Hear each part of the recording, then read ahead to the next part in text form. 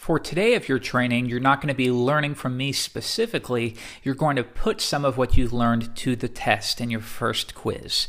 So you should be able to refer to each previous lesson in this series to figure out how to do each section.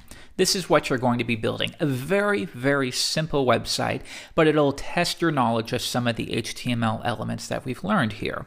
So I'm not going to give you any hints here. Your job is to rebuild this from scratch in your own editor without seeing my source code first.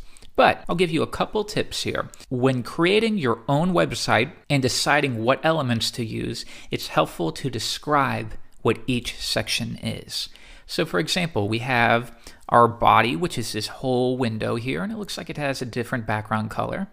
And then we have a top level heading here, and then we have just a little bit that describes our website, a paragraph, and then we have a list of some things that I enjoy, and then we have a subheading here of some quotes with just some gibberish quotes here.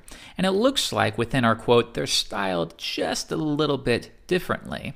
It looks like the text is centered and there's a border around our quote. So that's your job here. If you need to refer to a previous lesson, do so. But by tomorrow, you'll want to make sure that you have created this on your own. So get started.